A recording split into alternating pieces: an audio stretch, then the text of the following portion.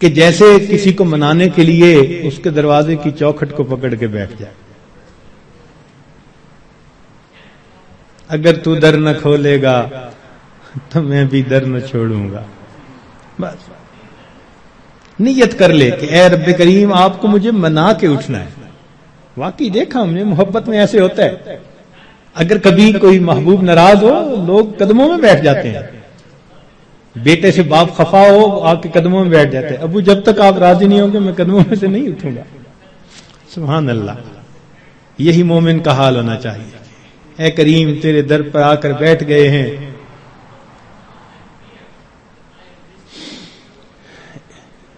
اجازت ہو تو آ کر میں بھی شامل ان میں ہو جاؤں. سنا ہے کل تیرے در پر ہجوم عاشقاں ہوگا.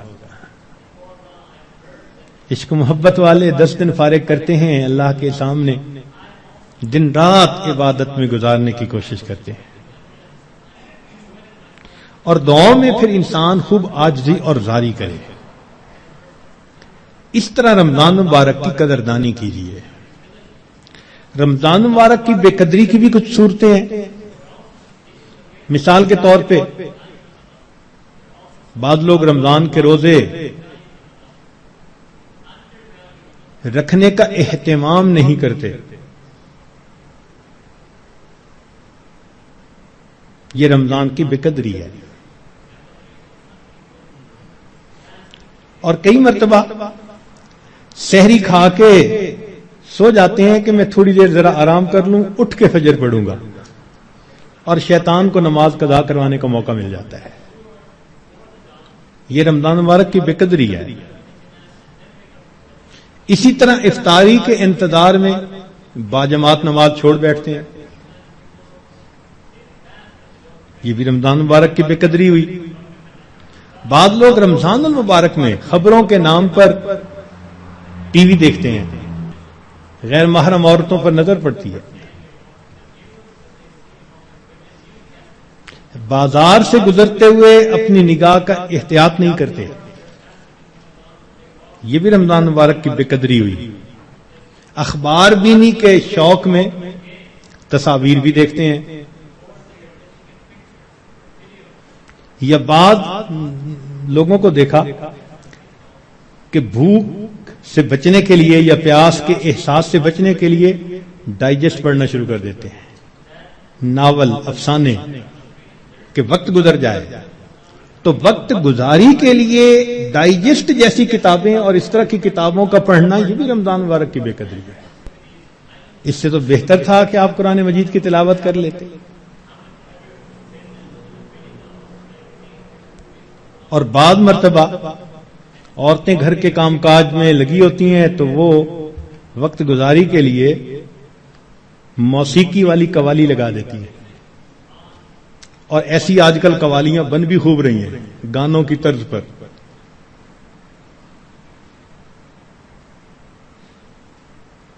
بھئی کوئی بیت الخلاء کے طرز پر مسجد بنا دے تو آپ کو خوشی ہوگی, دیکھ کے غصہ آئے گا نا.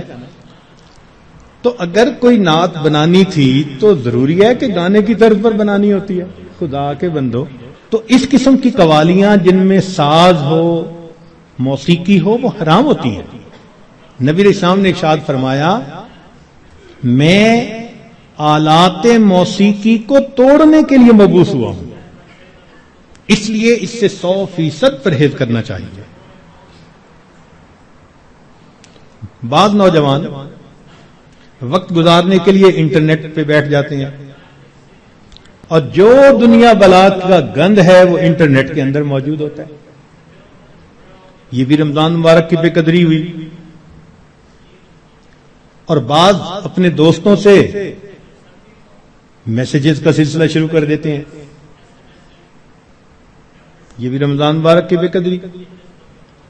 اور اس سے بڑھ کر اور گناہ یہ کہ سیل فون کے اوپر غیر محرم سے باتیں کرتے ہیں یا اس کو میسج بھیجتے ہیں. یہ بھی رمضان کی بے قدری ہے. اور یہ بھی رمضان کی بے قدری ہے کہ انسان غیر محرم کو کہے کہ میں اب رمضان میں میسج نہیں بھیجوں گا, اس کے بعد بھیجوں گا. تو اس کا مطلب یہ ہوا کہ اس نے اللہ کے حکم کی تعظیم نہیں کی. تو رمضان میں ان گناہوں کو کاملاً چھوڑنا ہے، یہ نہیں کہ صرف رمضان کے لیے چھوڑنا ہے۔ بعض لوگ حالات حاضرہ کے نام پر ایک دوسرے بندے کی غیبتیں شروع کر دیتے ہیں۔ بعض لوگ رمضان میں یہ کہنے میں بڑا خوشی محسوس کرتے ہیں آج روزہ بڑا لگ رہا ہے۔ بھائی صبر کیجئے، صبر کا مہینہ ہے، اور روزہ لگا بھی تو کتنے گھنٹے کی بات ہے، چند گھنٹے کی بات ہے، مگر وہ اس کو ایک ٹاپک بنا لیتے ہیں۔ ہر آنے والے کو بس میں اٹھ نہ سکا اور تھوڑا وقت تھا، پانی نہ پی سکا اور کھانا نہ کھا سکا، ایسے لگتا ہے جیسے روزے کا ماتم کر رہے ہو بیٹھے ہوئے۔ یہ بھی رمضان کی بے قدری ہے۔ رمضان مبارک میں جو آدمی اللہ رب العزت کے قرب کے لیے کوششیں کرے گا، یقیناً اللہ رب العزت اس کے گناہوں کو معاف فرمائیں گے اور اسے اپنا قرب عطا فرمائیں گے۔